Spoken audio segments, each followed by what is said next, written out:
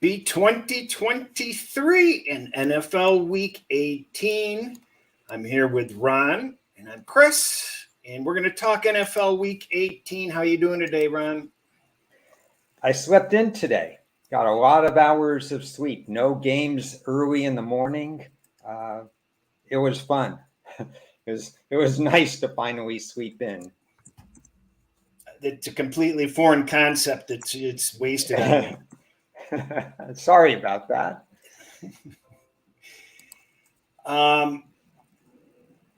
Unfortunate circumstances with the Monday night game. We're all in limbo. Unfortunately, our hearts do go out, and unfortunately, life has to go on, and we have to. I was watching the game last night, and boy, I'm just glad they didn't continue the game because it just took all the air out of me. I would have had no interest in rooting, and it was a difficult situation for the league. A lot of people thought that they should have been able to cut the game off sooner, but there's a lot of moving parts, and you've got to have all your ducks in a row before you make a hasty decision. And the bottom line is they came up with the right decision.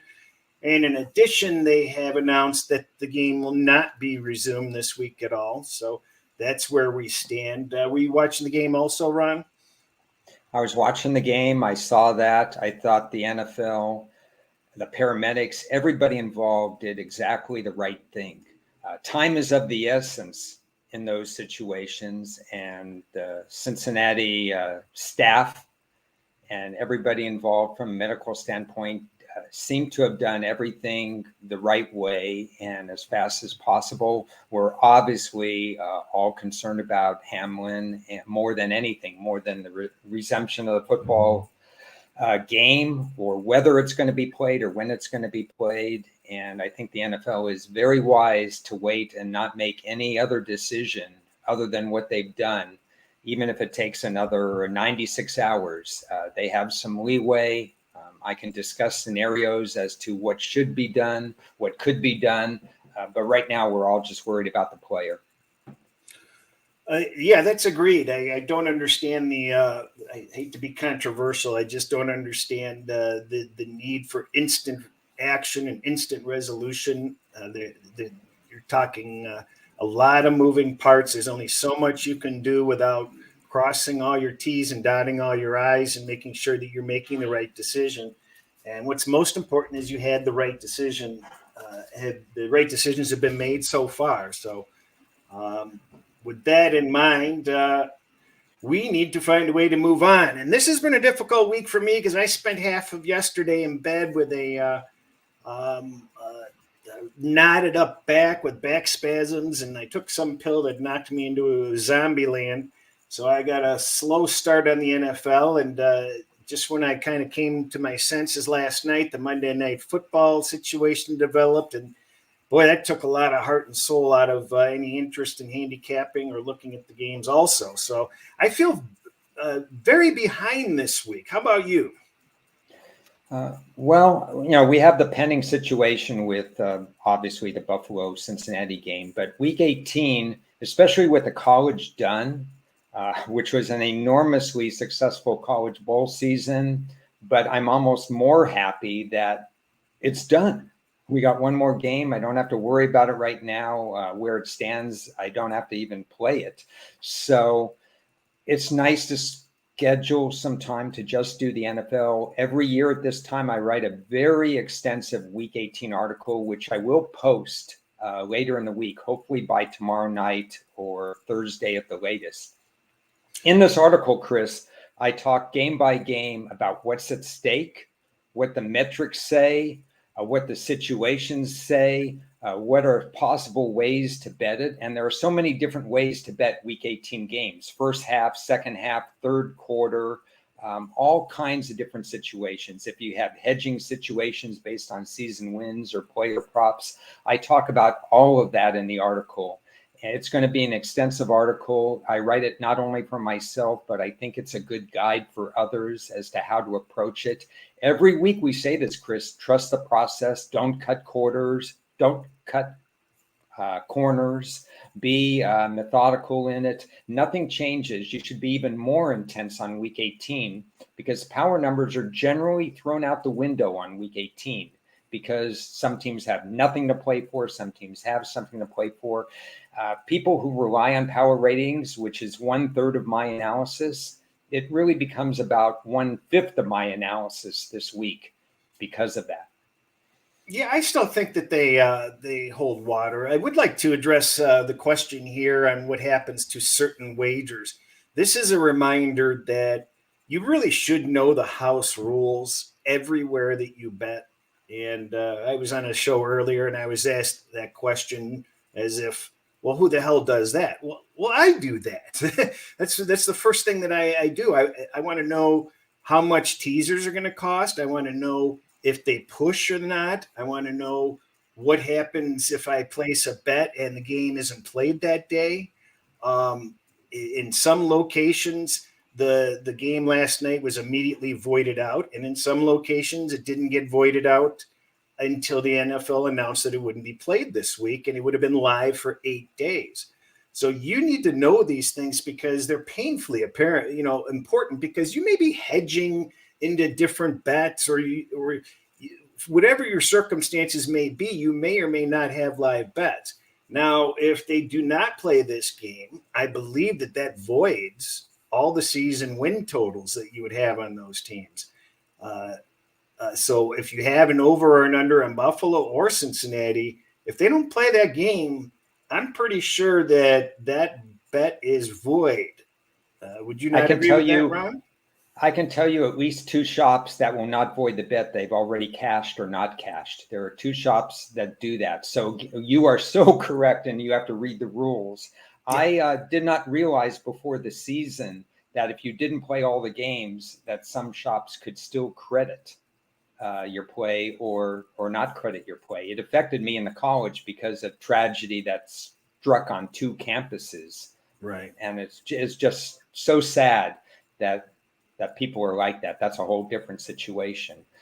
In this situation, for example, if everything goes well and he clears after being allowed to breathe on his own and everything, I do believe that the NFL has a possibility of playing this game. And I'd like to talk about that because I think the NFL has a golden opportunity to talk about player safety right now. I said this earlier on a different show, but I want to emphasize it here because we have a big audience here as well. The NFL, Chris, the last 2 years has, after the 3rd meaningless preseason game, given everybody a week off before starting the season. That has nothing to do with player safety because no one played week 3 in the exhibition anyway. But here's an opportunity to give everybody off between the end of the regular season and the playoffs. Why not start the playoffs 1 week later and do what they used to do? Have 1 week instead of 2 weeks between the AFC NFC Championship game and the Super Bowl. You're not changing the Super Bowl. It's still going to be played the same time. All you're doing is moving everything back 1 week. In this case, instead of playing the wild card games, the week after week 18, you play 1 game. And boy, is it an important game. Buffalo and Cincinnati played that week. That could be for the number 1 seed. That could be for the division title with Baltimore. That could do a lot of different things. Again, health matters are more important. But if everything's a go and everybody's happy with the situation and Buffalo players feeling, wow, everything worked out, he's going to be all right. Why not have that as a standalone game instead of the first round of the playoffs, at least for the AFC?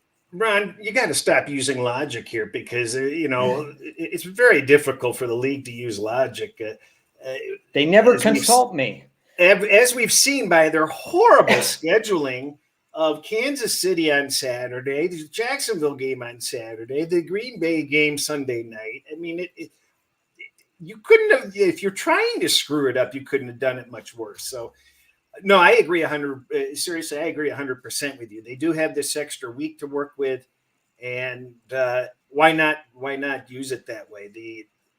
unfortunately, you've got the order of games that would be kind of sacrificed here, but they do have some options, and it's going to be interesting to see what they come up with here. But just to finish up on that point, read your house rules. You should know what the rules are before you're placing bets on teasers, on parlays, on games in general, so that you're not surprised and wondering. As far as the full season futures for conference title and all that sort of stuff, division winner, things like that are not going to be affected generally because it's whoever the league awards in those positions. So a little bit of a different scenario. And you can find these rule variations in every sport. Baseball had like huge differences between books on the number of games required to be played for season wins to be official. And each of the sports are different, so make sure you know these rules ahead of time, especially if you're like what I do is I middle back and forth, and I go to different shops. And if I find a big difference over here and a big difference over here, I'm going to play the middle. I'm going to play both sides because I've got credit to play with. It's not money out of my pocket. So but what happens if the sports books have different rules? Now I'm in trouble. So just a few reasons why you need to keep your eyes on it.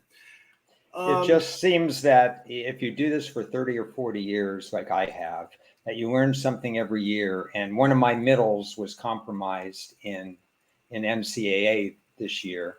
And so it's a reminder to all of us. I never thought that a situation where playing fewer games would be voided one place and not voided another, but it's important to look. So we have a lack of preparation this week, but that actually might be more interesting than a normal week because I think unless you have a better idea, you want to go through each of the games and just see what we see right off the bat that we should be aware of? Yeah, I want to do that. I see Russell has a statement up there. I want to give a shout out to Russell. He sent me a link on player incentives, and I will put that in my week.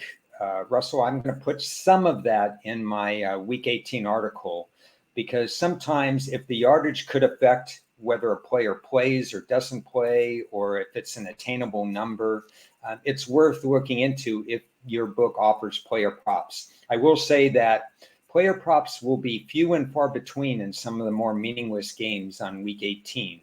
So it's not going to be available in every game. As far as hedging Lions Super Bowl futures, I don't know what to tell you there. You just bet enough to win your money back. Maybe I don't think that they can make. They likely will not make the playoffs. Yeah, we could go every game. There are scenarios that I'm going to be writing about, so this is kind of educational as we go. The Rams at Seahawks. I'll give you. Here's a little tidbit that seems to have made a lot of publicity this year more than other years, and that is these teams that have nothing to play for, facing teams that have everything to play for.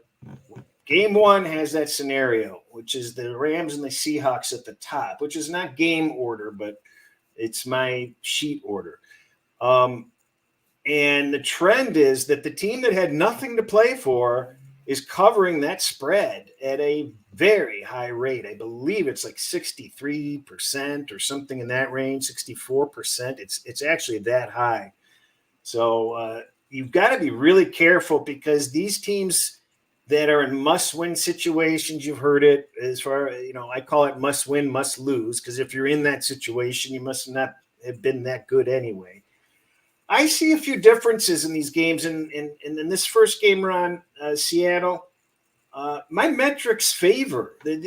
I look at this game where there are not extra points involved. When you look at these teams, they played each other already once, and that line was at Los Angeles and Seattle laying even a bigger price before.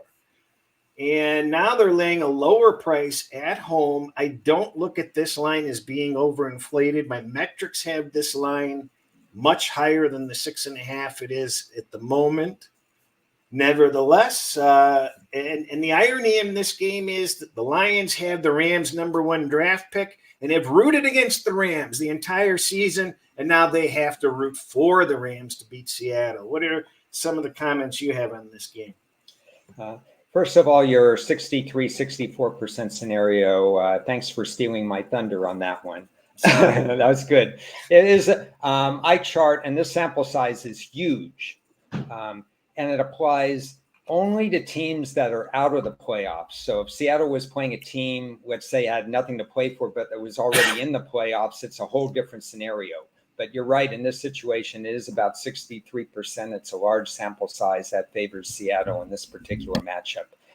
Baker Mayfield has enough experience that he could deal with this. He's certainly trying to enhance his stock for wherever he plays next year, and we don't know where that's going to be in the quarterback carousel that goes on each and every year. So the Rams are going to be trying at least some of them, but the Rams are short on bodies. There's no question about that.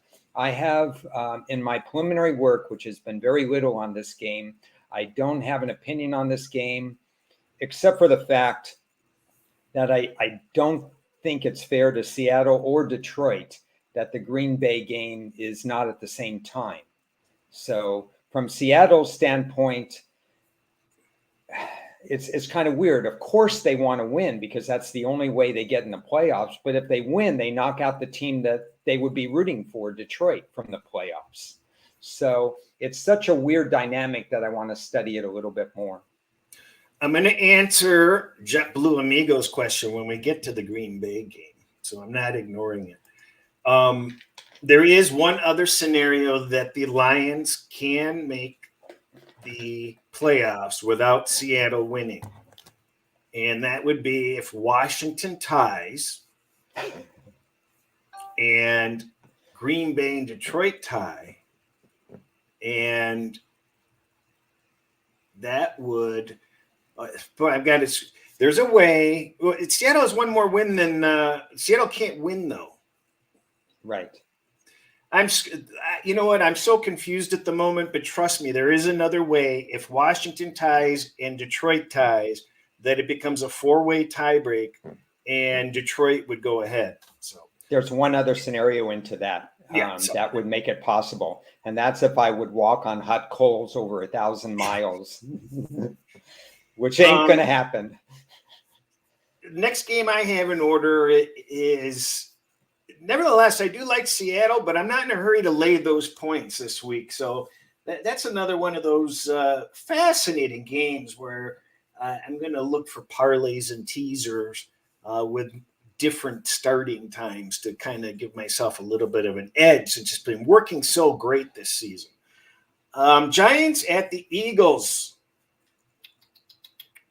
Eagles playing for the #1 spot. The Giants say they're not resting anybody, right, Ron?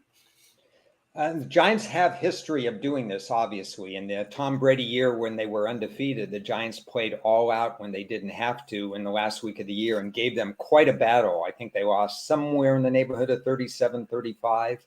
Seesaw game that Brady barely pulled out. And then we saw them rematch in the Super Bowl, and the Giants were full of confidence, and we know what happened in that game. Personally, I think depending on the score of the game, the Giants will not play hard in the second half, resting their guys. You don't know in a Sunday environment whether or not they're going to be scheduled for a Saturday game next week, a Sunday game next week, and so on. And like you said, the NFL doesn't care.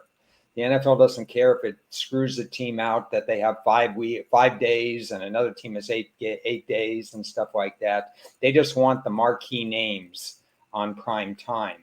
So if I'm the Giants, I'm playing really hard the first half and then sitting people in the second half.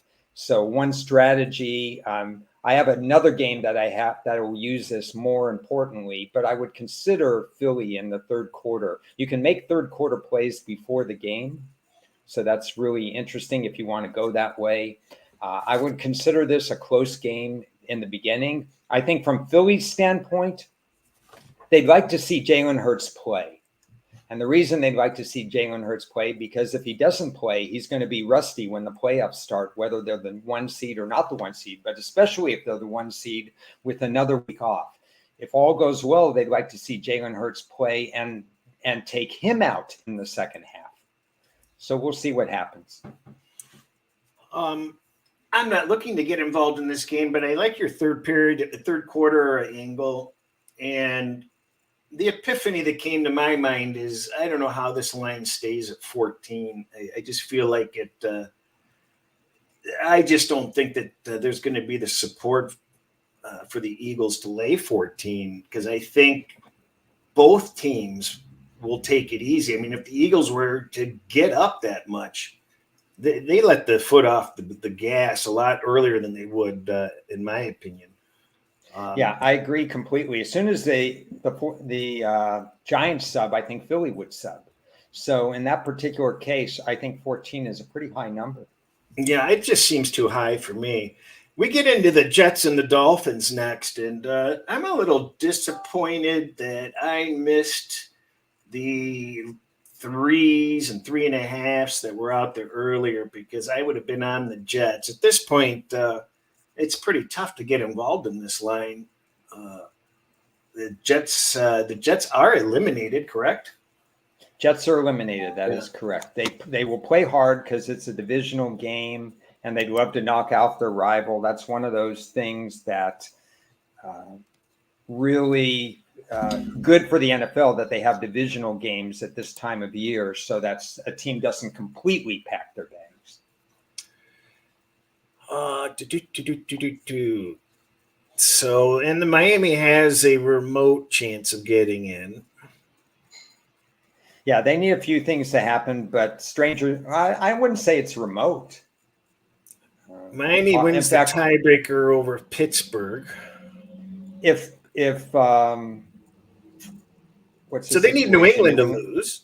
Yeah, New England would be a dog in it, especially in the case if the it's a weird situation, because if the game is not played, let's say Cincinnati Buffalo is not played, then Kansas City, well, I don't know if it affects. Yeah, it does affect this game, because Buffalo doesn't have to try if the Cincinnati game is not played, because Kansas City, if they win on Saturday, clinches the number 1 seed. That's why it gets crazy. Yeah, I know some people were doing correlated parlays that might backfire. You got to be careful on these situations. Sometimes they can be pretty good. So I have regret I missed the 3, but most likely we'll sit this game out unless Miami goes up, and it could be a potential teaser leg if I can get over 8.5. Titans Jaguars is next on my list. We've got the I do want to mention Miami's they're starting their third string quarterback again, right? Yeah, and I like to suspend power numbers until a brand new quarterback has played 2 games. Impossible in this game and the next game you're going to discuss, because this is his second game, Skylar Thompson, essentially. So we're getting a quarterback with low accuracy with some run ability. And how you handicap that and how you power rating that is a guess.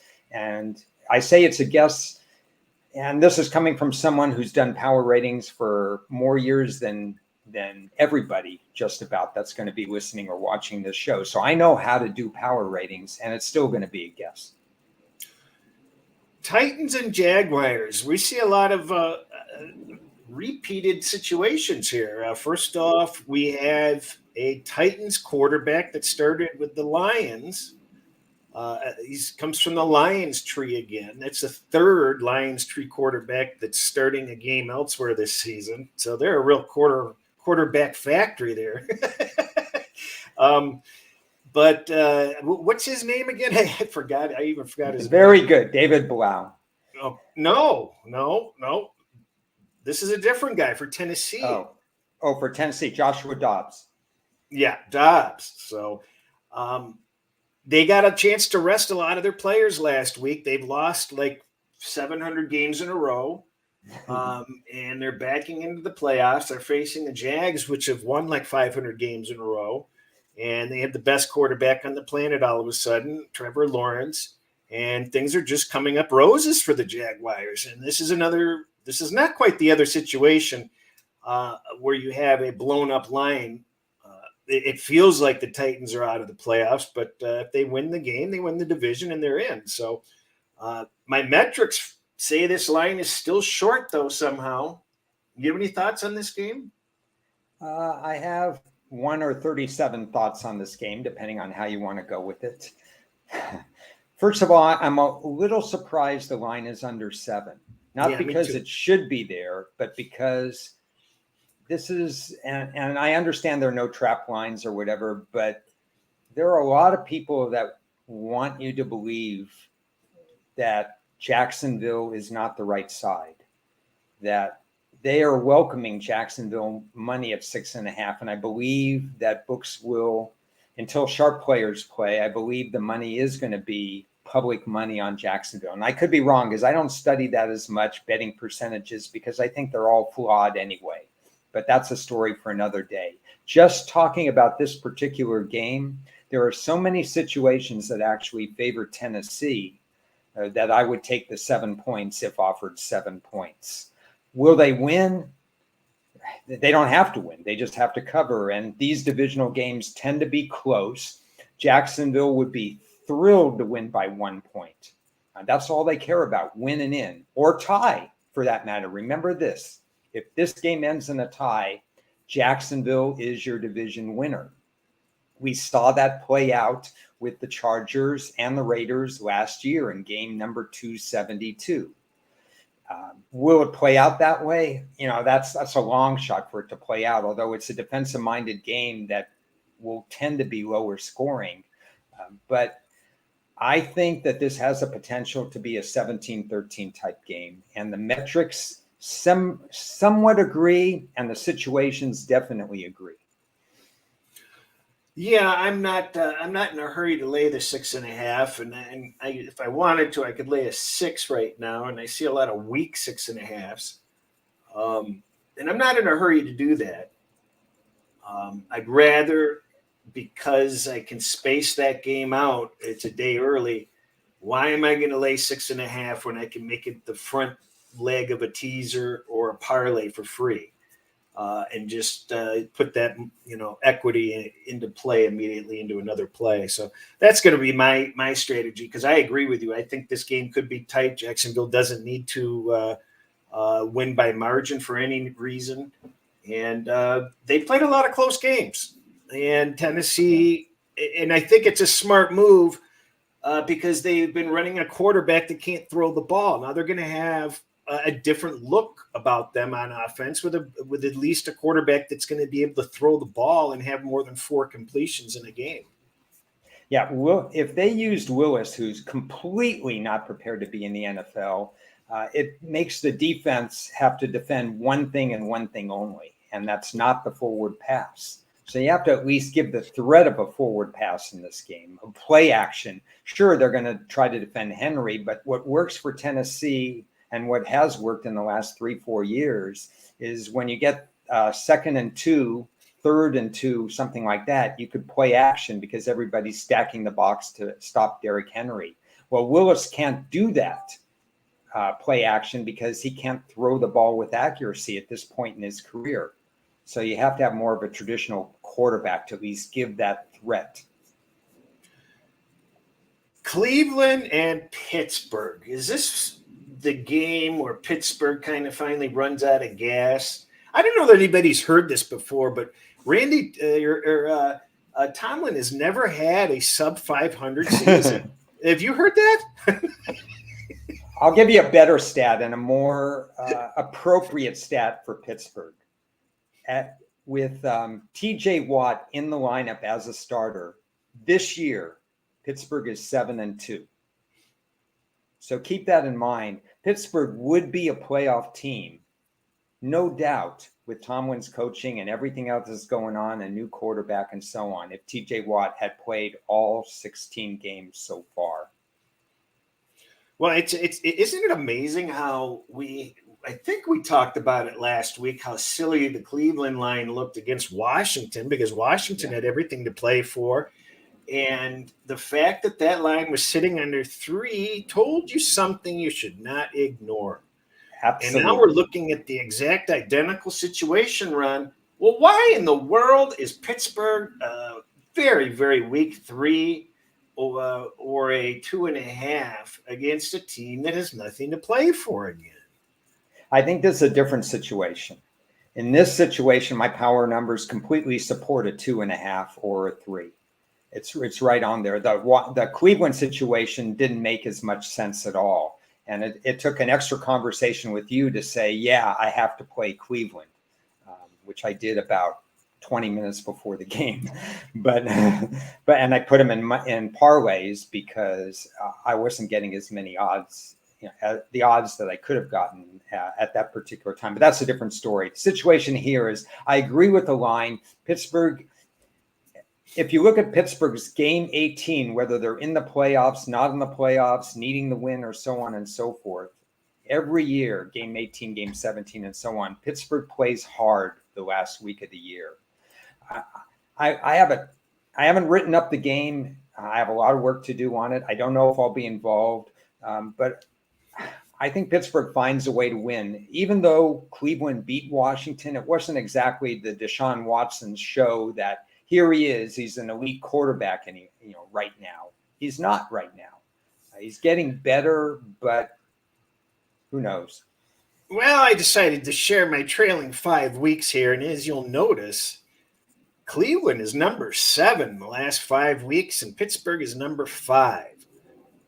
So both of these teams have been playing very well, and actually, by my full season metrics, they kind of favor Cleveland here. And I was kind of hoping that people would pound Pittsburgh a little hard and take that line up a little bit, so I could bet. I think it will. I think you'll see a solid 3 by game time. I think you'll see 3 minus 120 or more, because it's not inconceivable that Pittsburgh could make the playoffs. All of a sudden, there's only a couple of things that have to happen. Let me get this right.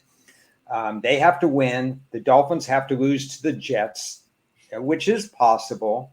And the Patriots have to lose against the Bills, which is obviously possible because it's at Buffalo. So it's not out of the realm of possibility that Pittsburgh could win. Everybody knows Tomlin's record and so on and so forth. You could see this bet up. Well, they were miraculously able to get in last year, and I think they need just a little bit less than what they needed last year. Yeah, it's true. They were 1% last year at best. Texans and Colts. I mean, this is sort of one of those. The comedy here is the Texans cannot afford a win, and I think if Indianapolis wants to win, they can't win.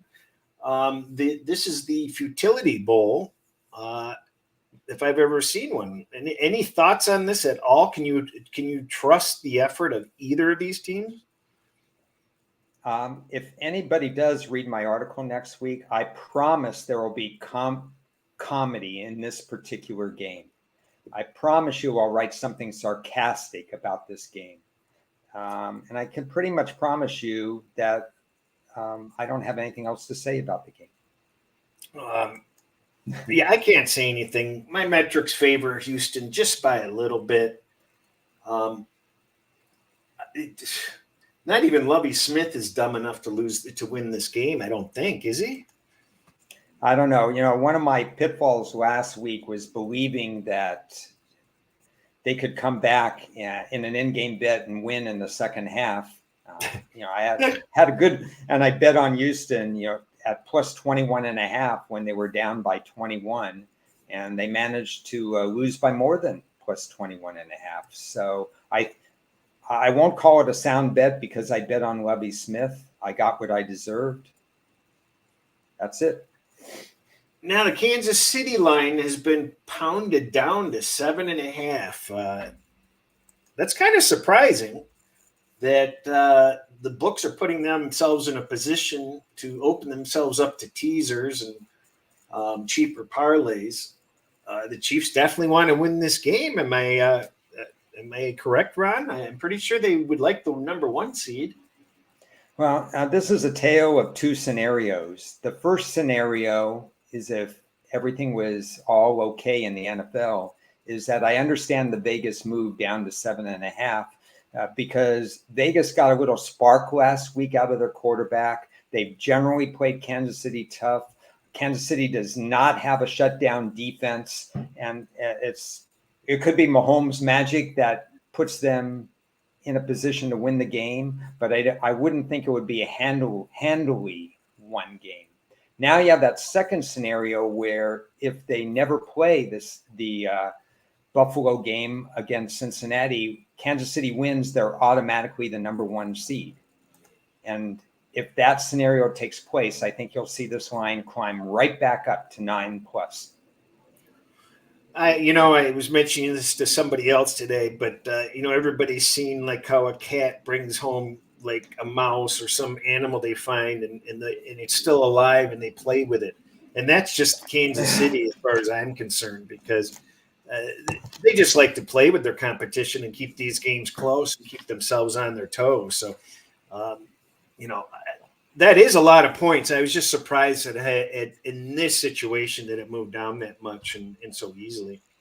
Hard to make a power rating number on the Raiders right now. So I can't do that. I will say that I set the line originally at 6.5. So I was surprised to see the 9.5. But I wouldn't be surprised again if it goes up, because it's a different scenario if that other game is voided. Well, I've got this line at 10, so I played around with it a little bit so far, but certainly at the pick level. Arizona at the 49ers. Did I hear Kingsbury is gone after this season? Did that leak out? I didn't hear it, but it's a foregone conclusion. Okay, that's basically what I heard. I think I saw McCaffrey's going to be limited this week. He's a little dinged up. San Francisco basically just wants to get out of this game alive, right? So they moved the Philly game, I believe, right? It's going to be at the same exact time as the San Francisco game. And if Philly is winning by margin, everybody's going to go out of the San Francisco game. If you're actually betting this game, you've got to be careful, because you don't know how it'll play out. San Francisco is going to put the pedal to the metal if by chance Philadelphia is still having problems. And we don't know that because Philly's defense hasn't been playing perfect. So maybe it is a game whether Hurts plays or doesn't play. It's a tricky game to get involved in. We've got that 14 points again, which is too many points again. I can't. Yeah. I can't see it getting any support other than dog support at this point. Not much else to say about that game. Now the Chargers Broncos is a little bit more interesting. The Chargers probably want to avoid the Cincinnati situation is going to screw up the whole scenario for them, because Baltimore has the advantage over the Chargers, I believe. Correct? I'm sorry, say that one more time. I believe Baltimore has the advantage over the Chargers. So if Baltimore becomes the wild card team, then the Chargers are slotted in a bad position where they have to play a real team instead of the Jaguar Titans winner. So we don't know for sure where the Chargers have to show up for this game, correct? Yeah, it's an interesting point. So I'll have to research it more. I haven't done that. My initial thought was that Denver is a very live third quarter and fourth quarter play. I think they're being. We don't. I looked at the weather, for example, and the weather's supposed to be under 30, and it's a little early, but it's going to be really cold. Let's put it that way. I don't know what the winds are going to be. I don't think there's going to be snow. At least we don't have the scenario that we had 2 weeks ago where weather across the country was incredibly bad. But I see Russell Wilson trying to do everything in his power, if he could, to go out with a win at the end of the season, because it's been a dismal season and he's always tries to look on the bright side of things. And if they lose this game, there's going to be nothing bright about what Denver's accomplished. I'm disappointed in your scenario, Chris, that they could be in play for the 5 or 6 seed. I would rather have them locked into a seed right now because I really want to play Denver in the second half of this game. Well, and Denver might be auditioning for Jim Harbaugh, unfortunately. I don't understand what could be the best job, a better job than what Nick Saban has had for the last 20 years about being king of the hill, having a great program. Everybody wants to come to you. And why would anybody want to go to the NFL and deal with what you have to deal with in the NFL? I just don't understand why Jim Harbaugh's name keeps coming up. But apparently, he's willing to go to Denver if they don't get Peyton to go to Denver. Yeah, I mean, some coaches, maybe Harbaugh doesn't necessarily move every single year. He has stayed in a spot several years. Anybody who has Larry Brown syndrome, the guy in the NBA, NCAA who took a job every 3 minutes, that's not the coach I want. No. So a little confused on that game. I'm kind of sitting that one out. We're going to wait for that to develop. The Tampa Bay Buccaneers, Atlanta Falcons, whoever put a 7.5 out on the Falcons earlier this week, just Looney Tunes. Tampa Bay says that they're going to be playing. Brady says he likes to play. Everybody says they want to play. This line went down to 3, but has been sliding up. During the show, it's up to 5 now. The 4s are just about gone. DraftKings has the last 4. South Point has a 4 also. Oh, an MGM. Okay, but they're mostly gone. Any interest in this game on your end? I will write up this game with the thought that if you like Tampa, you play them in the first quarter. If you like Atlanta, you play them in the second half, third, fourth quarter, that kind of thing. I don't see Brady play. I definitely see Brady playing until he gets some stats, gets a touchdown, goes out on his terms. I cannot see him playing in the third and fourth quarter, which is interesting because Tom Brady hasn't always shown up in the first, second, and third quarters of games. He's done so much magic when he gets in rhythm. He spends 55 minutes out of rhythm, and he spends the last 5 minutes of every game showing you that he's the greatest quarterback on the planet. So they haven't played that well, and I think Atlanta's going to win the game. Let's not forget Atlanta was bet up to almost actually I took a little +7. They did hit 7 against Arizona, and they played a quarterback that Arizona had gotten out of a Cracker Jack box earlier in the week, and they had a tough time. They got lucky to win that game, in the final play of the game, I believe. So this Atlanta doesn't look like they have any fight in them at all. They're just going through the motions at this point. So I'm certainly not going to be looking to play Atlanta here, even if none of the starters are playing any of the game for Tampa Bay. I think you and I maybe should revisit this one maybe on Tuesday with Ted and the Inside Slant Friday show because it's an interesting situation for me. This was my only other loss last week. I had Atlanta -3 early in that, before it shot up, and they didn't cover that.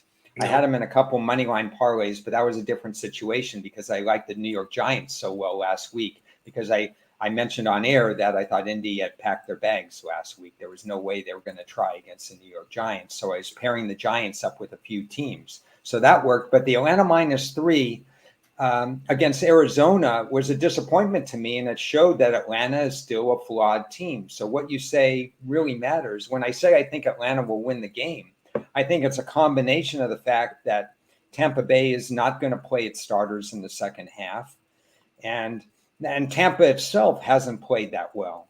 But I have to do more research. I don't feel like laying a lot of points in this game, or maybe even any points. I just think Atlanta will win the game, and I don't want to lay points. Dallas, Washington. There we have our game. Washington has nothing to play for. Oh, Dallas doesn't have everything to play for, so it doesn't really fit that bill. But Dallas doesn't have much to play for. Sort of they do. They could actually be the #1 seed in the entire NFL if Philly loses. And that's why the games are consecutive. Right? Yeah.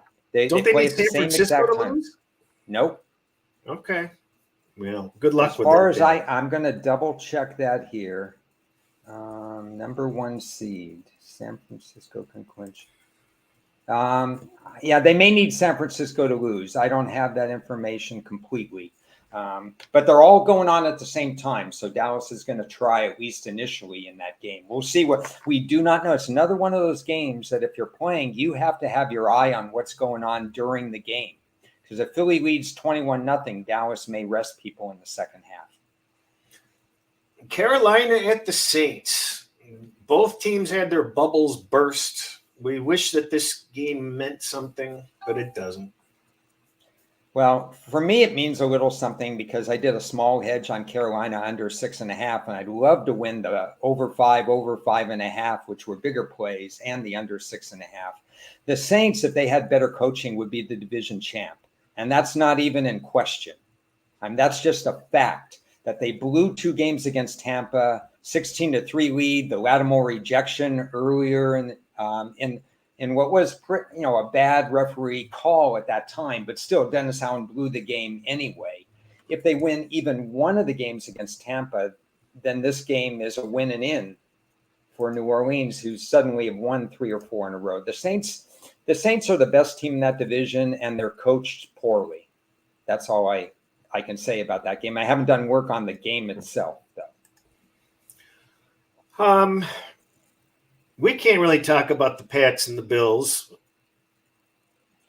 And we can't really talk about the Ravens and the Bengals, can we? No, I mean, the scenarios are just crazy. You could do an either-or situation. How do the Bills mentally regroup? Remember, we had that conversation.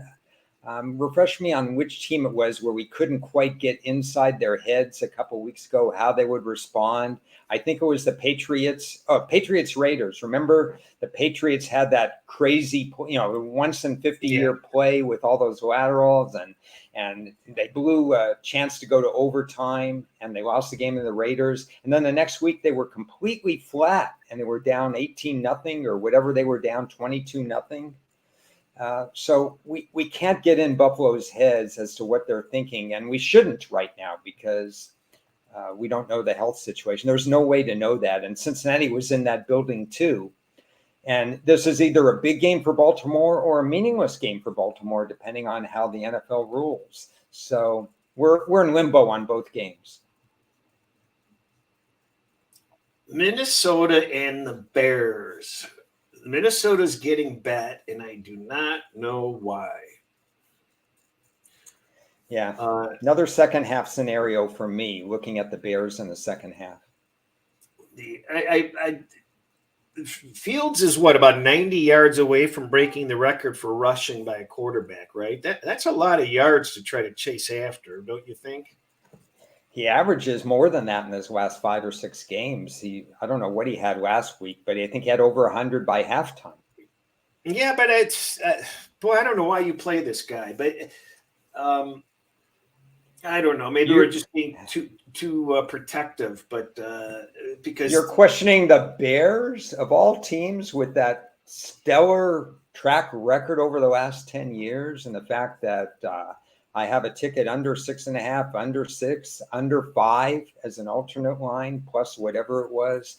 The Bears, to me, are playing like we thought that they would play. They're a completely incomplete team. They asked Fields to throw the ball 15 to 20 times a game. The same thing's going to happen in this game for no reason at all, because what they should be doing is having him throw 30 times a game to strengthen booster his confidence. No, that's true. I mean, I just can't see. I agree with Birdie there. They're not going to try to win the game, but I just I wouldn't want to have Minnesota. No, I think that's all the games, right? Except the Lions and the Packers. Yeah, we should be talking about that game. This is a terrible scheduling situation again. Because if Seattle wins, the Lions are out, and it changes the game plan. It doesn't mean the Lions won't try, but answer this, Chris. If the Lions win, if Seattle wins and the Lions are eliminated, over under 3.5 trick plays by the Detroit Lions, because I think they're going to have 5 or 6. I don't think it really matters. And to answer the question we had at the start of the show, this is a game where if you like the Lions, you certainly don't bet it before Sunday. Because the way I see it is you're going to get maximum effort from the Lions. It doesn't matter if they've got a playoffs. In fact, if they can't make the playoffs, I think you're probably going to get a better performance out of the Lions than if they can win and they're in. If that makes any sense, there's going to be less pressure on them if it's a win and in. If they have no chance at the playoffs and they're just playing spoiler, watch out, because as you referenced, the trick plays are going to come out, the maximum effort's going to come out. And as far as betting this game, what do you have to lose? If they get knocked out, that line's going to shoot up no lower than 6. I think it will hit 7. And, overreacting books may even, take it up to 7.5 briefly that you could grab. And what's the worst case scenario? Seattle loses and Detroit's in a win and you're in situation. What does the line do? Go down to 3.5? Gee, I'll take the 3.5. I'll take that risk. A lot of thoughts on this particular game. First of all, when the Seattle game is being played, most books will not let you bet the Detroit Green Bay while that's going on, because they're going to wait for scenarios. Check your book, check what's going to go on there, but don't think you're going to get an automatic play in the middle of a game if something's going to happen, because that's not going to happen. They're going to pull all these games off the board, so don't get caught with your hands in the cookie jar thinking you're going to be able to bet these games during the early games. But they may start to pop them back on at some point, but they will be off the board. Any games that can have a change of factors. Yeah, that's actionable advice that Chris has given out there, and what I just talked about games going to be off the board.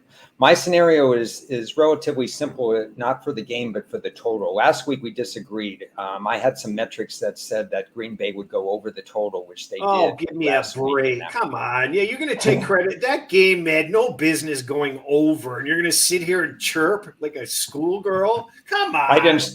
I didn't see the game, so I just saw the final score.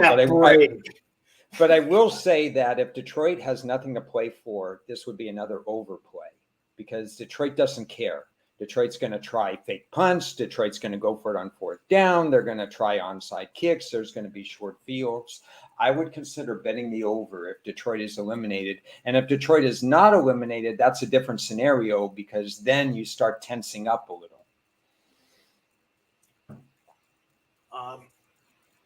I think the team is loose. I think the team is loose, and I think but I do think you'll get a better performance, believe it or not, if the Lions cannot make the playoffs.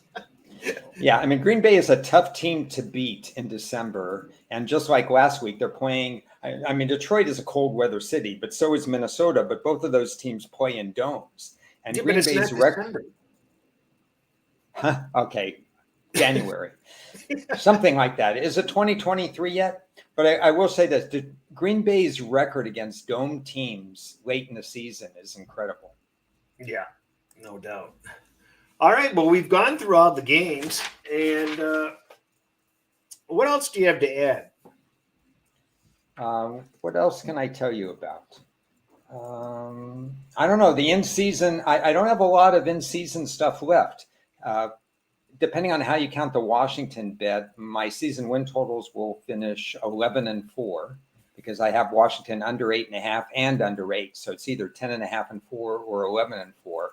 I have some pending plays going on. I have Cincinnati and Baltimore to win the division, but I prefer Baltimore because I have a lot more on Baltimore in that particular case. I have the Carolina hedge.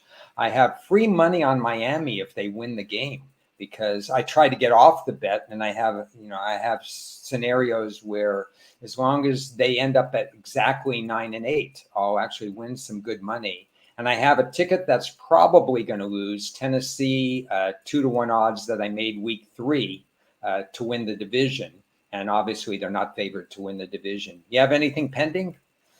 This is the perfect time for me to, since everybody has probably given up on the video by now, for me to go through all my losers. So the add-ons that I've done this season have been a disaster. The Jets to make the playoffs, Washington to make the playoffs. I added Ravens division. What other nonsense did I add during the middle of the season? Give yourself credit for adding San Francisco to win the division, because we both did that right after the show. Yeah, I know, but I just feel like punching down at myself. Yeah. I have Washington. I had a Washington ticket too, like you, to win the division. That was a loser. I definitely did. I added Tampa Bay under, Chicago under. I did add a lot of winners, but those were guaranteed winners. Then I pissed all those profits away on some later season bets. The Rams, as soon as Trey Lance was hurt, the Rams, I can't tell you how many in-season bets I made against the Rams, but that was really, really a good situation. Tampa was a great situation because both of us kept talking down Tampa so much that, we believed that they were going to win 5 games during the year the way they were going in that one. And of course, the Bears were great, like you said. So pretty much those were pretty good. The Tennessee one I did because I didn't trust Indy. That may not work, but who thought that they were going to lose 6 in a row? But you have to have some losers like that. No problem.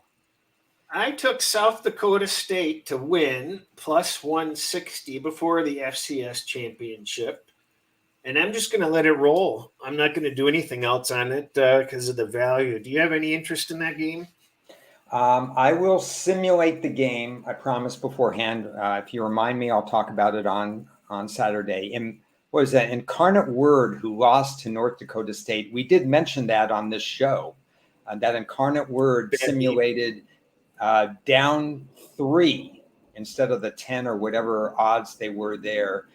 Because of that, I simulated twice, and they simulated 3 both times with a final score that was 2 points off the final score, 35-32 or something like that. So I'm going to simulate this game and see if I have any value. I didn't have any value on the South Dakota State, but for some reason, the FCS simulations come out pretty good. Maybe because they don't have opt-outs at that level, which is nice. I'm just aggravated because I'm not even 100% sure which Dakota I bet. I know I bet Dakota State, so it's really annoying that these North and Souths face each other. It's just too confusing. I like that attention to detail. That's what we like in the handicapping. Yeah. We know nothing about Friday, right?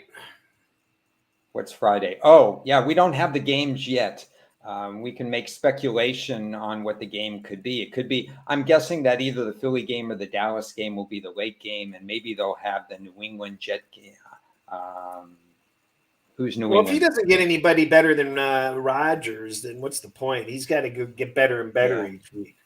That was a fascinating interview. I really enjoyed that. A lot of people have DM'd me, or friends of mine have texted me and said how much they enjoyed that particular interview and how comfortable Rodgers was. I know a lot of people tune out those interviews on Fridays, but Ted's got a way of working in a few worthwhile questions that you're not going to see on mainstream networks, and have helped us get nice reads on a handful of games. I mean, we came out of that Rodgers interview knowing that they were carefree and fancy free and really in the right groove, so to speak. Season is winding down. It's crazy. Just about a month to go. Only a handful of games left after this particular week. But somewhere when there's a little bit more downtime, we'll have Ted on. Ted and I could share the story of his interviews in the women's WNBA locker room. That I was there with him and asked a few questions myself. Fascinating to be in the WNBA women's locker room after a game. You lost me at W. Sorry. He got a scoop, by the way. The Lakers head coach out of that game. He got a real scoop. That's it. We'll see you guys on. Thank you for joining us. Thanks for the handful of questions. Thanks for your support. And we'll see you guys on Friday afternoon, or no, maybe Friday morning Pacific time again. Thank you. Thanks, everybody.